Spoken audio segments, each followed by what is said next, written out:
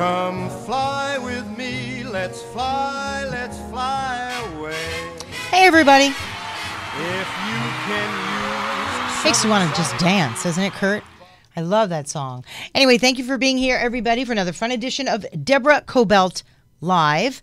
And with me in studio now is award-winning playwright Wendy Graf. Thank you for being here. Thank you for having Thank me. you so much. You've written 20-plus plays, busy lady. But you're here to talk about your latest play and a few others that I want to bring up for sure. Unemployed Elephants, a love story. I got to see it last week while you were still running through First the kinks. preview, First preview. yes, which is really a rehearsal. It's really a rehearsal. I thought it was terrific. The audience loved it. And it opens tomorrow night in Burbank. Friday night. Oh, today's Wednesday. Sorry. Friday night at the Victory Theater in Burbank. If you go tomorrow, it won't be there. So make sure you go Friday. Thanks a lot for being here. And, you and I have become friendly. We've been talking about the entire process of writing a play. Tell us a little bit briefly about Unemployed Elephants and how you even came to write it. Unemployed Elephants, I actually came to write it in two different ways. It was inspired by a trip that my husband and I took to Myanmar in very early 2016. And we were there at the same time over there because was I there in 16? Yeah. Anyway, go ahead. Did you like it over there? You weren't crazy about it. You saw the play. Yeah, you weren't crazy about it. I said, boy. It was kind of a crazy place. But anyway, a lot of times I'm inspired by travels that I do. I wrote a play about India when I went to India. I wrote a play about Israel when I wrote to Israel. So I just put the whole experience into the back of my mind. And I belong to a playwriting group. And we do this once a year exercise called the 48-hour exercise. And what it is we all give each other 3 prompts. It could be a photo, it could be a picture, it could be a phrase, it could be a word. And we seal it up in an envelope, and you have 48 hours to just write. And you write on your own, right? You're not sequestered in a room with these people. No. So, okay. You're sequestered in your room with yourself. With yourself. Which is my favorite person to be sequestered with. Anyway, and you just move forward. You don't go back. You don't edit. You just keep moving forward. And then at the end of 48 hours, it's like pens down, and you bring it in, and everybody says, okay, let's see what you got. Well, my prompt was a picture of an elephant. So I remembered the story when Do we have the artwork from the cover? There. That's beautiful. Yeah, it's great, isn't it? Mm-hmm, and beautiful. And you'll notice that he has a cell phone down in the bottom of his trunk because this is also about technology and about a lot of things. Our non-human connections with each other because of technology. Yeah, and then 2 people who form a relationship. And it was an unlikely relationship, especially how it started out in a terminal as they were waiting to board a flight. Right. And she wanted to ditch her cell phone because she was so angry. And, of course, in the audience, I'm thinking, why are you so pissed off? And then it's revealed why she's so angry and why she's going to Myanmar, as it turns out, alone. Wasn't supposed to be that way. And then she meets this guy. And very interesting play. I mean, it held me all the way to the end. Well, that's great. I wanted to see more of them, though. I wanted to know what happened after, which is a good thing. Well, that is one of my trademarks. I never like to tie up the ending in a bow. I always aim to leave it up to the audience to go across the street and have a glass of wine and say, talk about it or argue about it. Yeah, it's like, now what? What about what are they going to have? Are they going to go home and have babies? Like, what's going to happen? Yeah, you left me a little hanging on purpose. Yes. Because I wanted to know more. And that's when you recommend something like that to a friend of yours because you're thinking about it. And I went home and I was thinking about it. Good. Well, then I accomplished my goal. So, all right. So you were in this room, for 48 hours? And that's when you wrote the play? And that's when I wrote the play. Well, that's when I wrote the very, very basic bare bones of the play. And you got to see my process from the very beginning when you came to the reading of Exit Wounds, because that was like way in the beginning, of how a play is formed. Right, of how it goes from page to stage. Because for all of you who have wanted to know, geez, I have this great idea. I want to write a play or I want to write a screenplay, but geez, how do I do it? I wanted you to explain how do you do it. Let's go now to exit wounds. Okay. Tell us briefly what that's about. That's very topical. Unfortunately, you wrote that before the recent incidents in Florida. Tell us briefly what exit wounds is about. Exit wounds is about the fallout on a school shooting, on the family of the shooter. We've so many times heard about what happens to the families of the victims and, Sandy Hook Promise and all the people and how sad it is and which how is it horrible. wrenches our heart out, which is totally horrible. But it also has a huge fallout on the family of the shooter. Guilt. Terrible guilt. Terrible Could you imagine? guilt. Because why didn't I see it? I could have stopped it. Also about like the next generation. Do you view the next generation with a different eyes? Like you're looking all the time. Is he the same as my brother, the shooter? Does his behavior is it like the shooter? Is it going to indicate that he's going to go down that path? And maybe sometimes it was all about imposing the traits of someone else in the family onto the next person in the family. I've often thought about that. When someone does something so horrific, it's like, wow, what are the parents thinking? Now, in this case in Florida, he doesn't have any parents any longer. I think his mom just passed away. But, geez, the parents, the uncles, the brother, the sister, someone is left behind that's related. It's very interesting. What inspired you, if you will, to write that play? Well, I mean, sadly, there's been so many school shootings and so much gun violence that, I think we're all just, it's enough already. And, that's why I like to write plays, because I like to be able to get out there and say, hey, guys, enough already, or I want to express my feelings. And I thought about, I wanted to send the message, but I wanted to do it in a way that might resonate in a new way with the audience, because we become so, it starts to not even affect us. What they were saying, 1 week later after Las Vegas, it's out of the conversation, Let me tell you something, and I've said this to a lot of people. If Donald Trump really wants to go down as an incredible president, this is his moment to do something with about assault weapons. And whether you voted for him or whether you didn't, I did not, this is his opportunity to do something great, to really keep us safe, to ban assault weapons, ban them. There's no reason why they should be there, and something has to be done. I'm well aware that people kill people, guns don't kill people, but really? Without the gun, it wouldn't happen. The argument is absurd. So I also imagine that there's a real political statement in much of what you write as well. There's always a political statement in what I write. And it's funny because Unemployed Elephants was kind of a detour for me, because I kind of write these heavy, political, religious statements where people suffer. In fact, one of my friends said, I always feel sorry for the actress in Wendy's plays, because by the end of the performance, she's like wrung out. But Unemployed Elephants is much lighter fare, although I did manage to sneak in some political statements towards the end.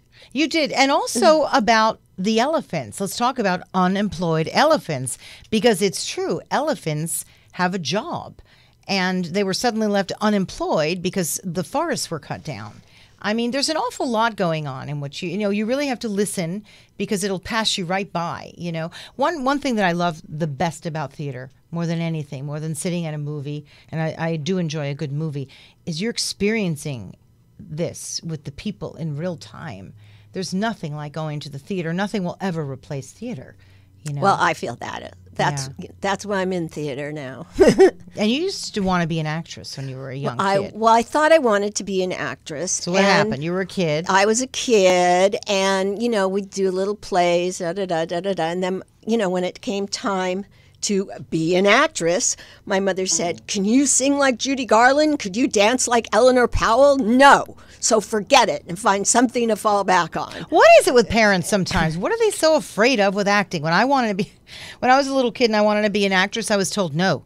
You know, they said some pretty awful things about actors and actresses that you just would end up an awful human being. Well, the fact scared me. It actually scared the hell out of me. The fact of the matter is I turned out to not be a very good actress, but I found... Interesting. Maybe she knew it all along. Maybe Mom was right. Well, but I had to go through that process, and doing stand-up comedy, I had to go through that process to become a writer, because I wasn't a very good actress and I didn't get cast in very much. So then I thought, well, I better write my own things so I can get cast in them and I can star in them. And that's how I made the transition. It's interesting you said that, because I'm scheduled on March 22nd to do a stand-up act. Yes, I am. In fact, I have the flyer here.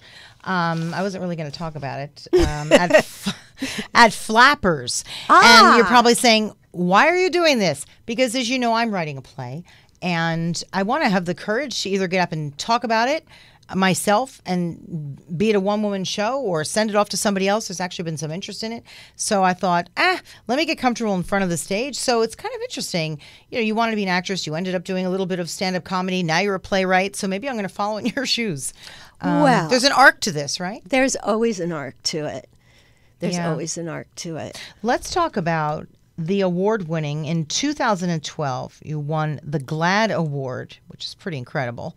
Best Los Angeles play, No Words in Guyanese for Me. That is a great play. Would you tell us what that's about? I need to see this play. This is really one of my most proud achievements. I wrote it in 2010, and it's about a gay Muslim who struggles to reconcile her faith and her sexuality. It's a one-woman show. She plays 9 different characters, and where I got No Word in Guyanese for Me, she's a Guyanese immigrant, and there's no word for lesbian in the Guyanese dialect.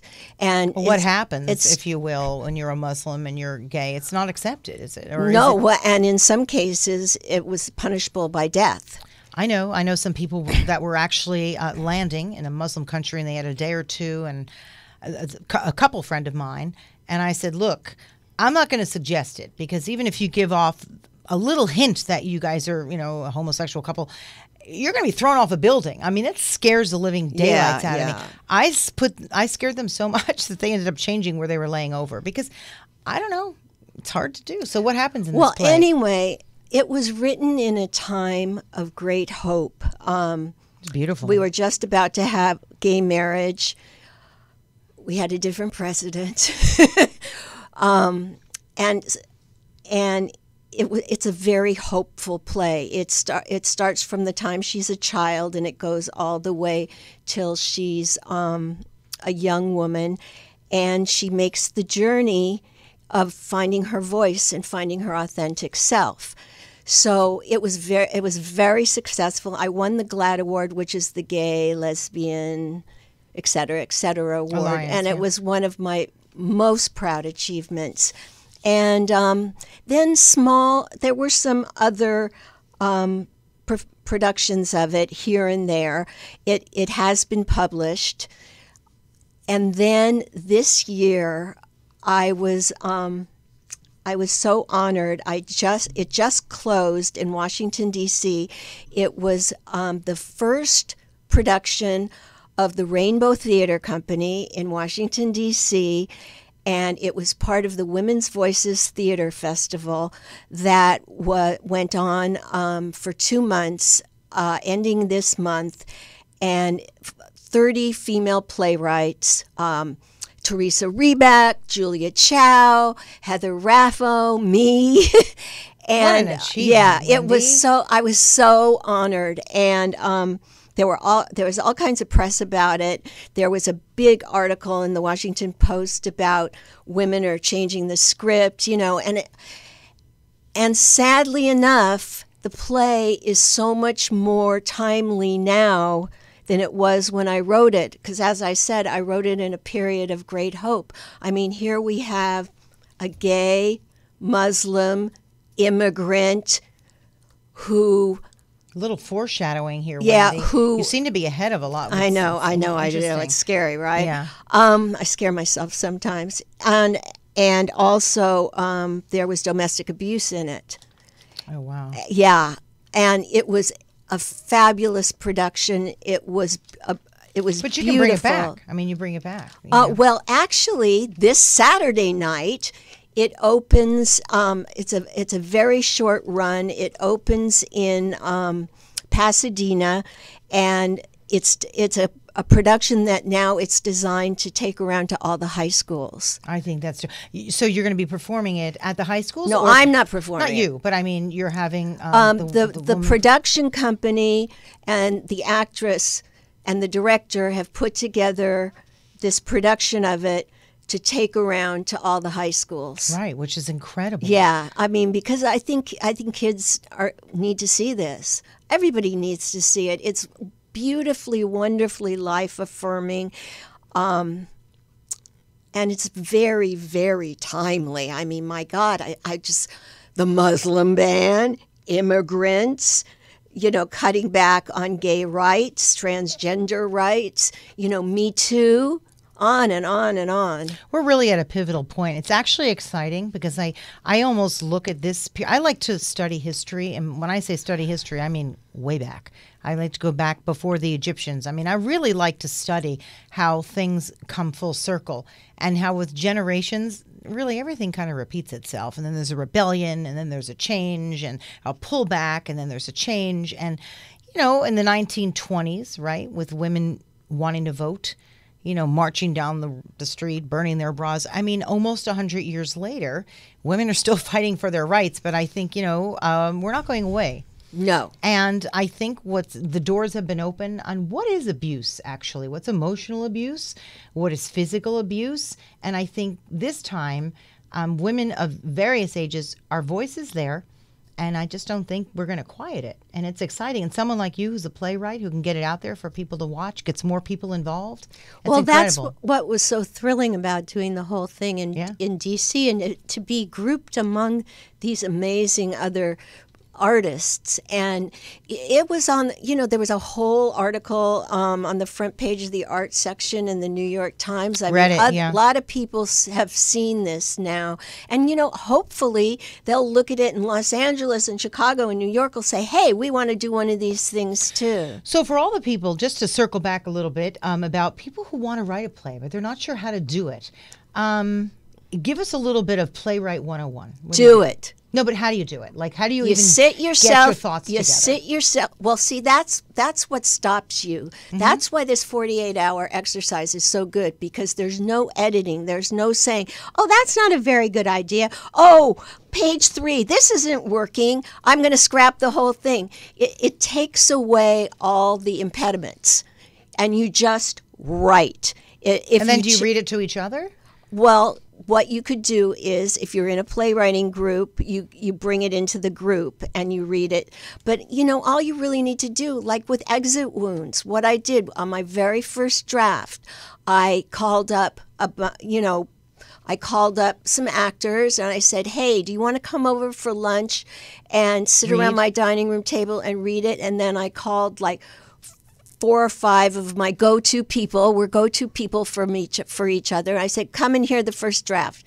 And then we'll have lunch, and then tell me what you think. It has to be people that are associated with the business, because I've been doing that with a few friends of mine, and they said, oh, send it to me. I'm like, I can't send it to you. You have to hear it. No, you're exactly right.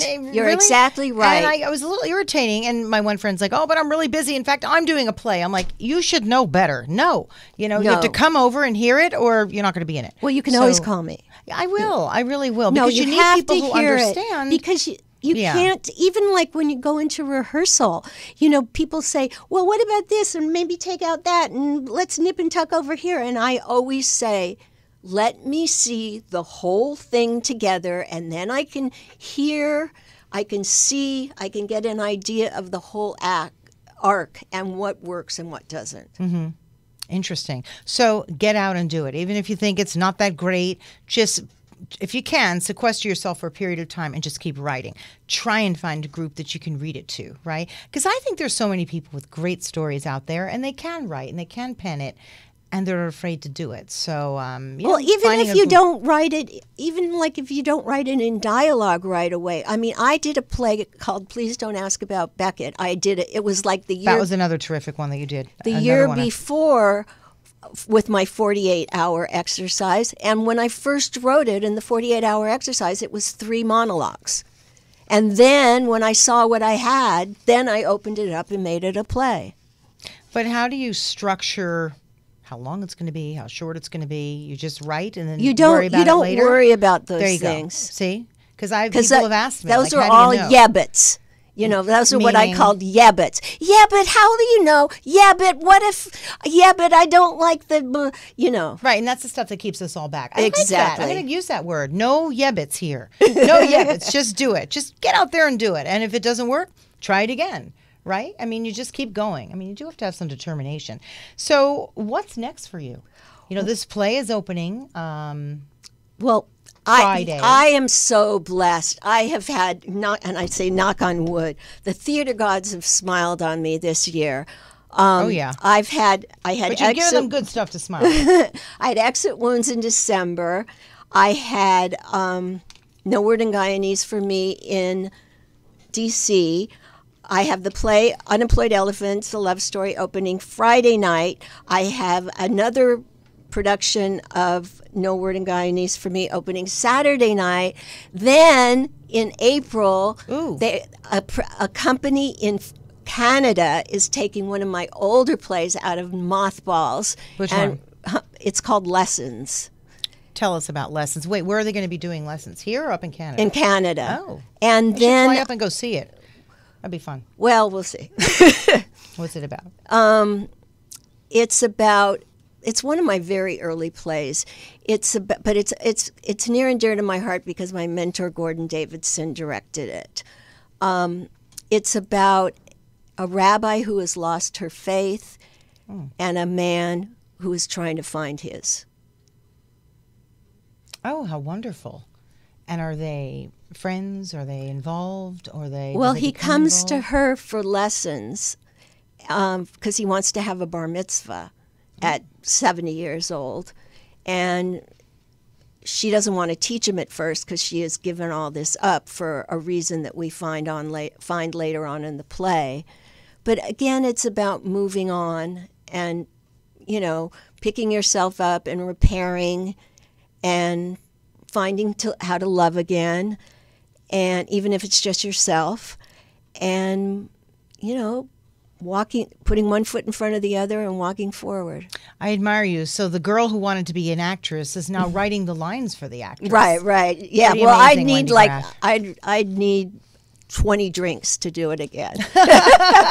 Maybe one day. Yeah. And your publicist is terrific too. I have to give a shout out to Lucy. Yay. Really amazing. I would never do anything without Lucy Pollitt. She's got some great plays, you know, playwrights that she represents. She does. Yeah. She does. So a lot of great, I want to say this, a lot of terrific theater in Los Angeles. People always think of New York. Of course, New York. You've got, you know, Broadway.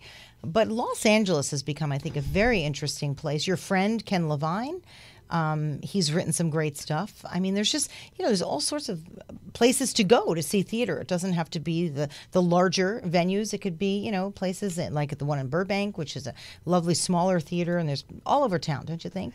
Yes, and you know, people sometimes say to me, well, how do you find out about all these plays? Now, of course, they used to list them all in the LA Times. They don't do as much coverage anymore, but they do list a lot of them in the calendar section on Sunday. There you and go. You can go to Gold Star, and it comes out once a week, Tuesday, and it lists everything that's going on around town. You can go to Plays 411, and they list what's going on around town. Gold Star is a good one, though. Yeah, Gold Star is great. Sometimes I forget about that. I'm glad you reminded me.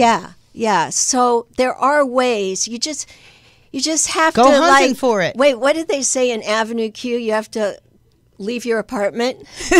Just get out. Yeah. Right. Be curious and get out. Right. Yeah. And it was so fun having you on. Well, thank Anybody you for wants having to look me. you up, how can they find you? WendyGraf.com. That's all Graf. lowercase. No spaces. No spaces. WendyGraf.com and Unemployed Elephants over at the Victory Theater on Friday in Burbank. Thanks so much for being here. Oh, thank you for We'll have you having back. me. Oh, absolutely. Really fun. Anyway, thanks for joining us for another fun edition of Deborah Kobylt Live. I really enjoyed today, and we will see you next time. Bye-bye.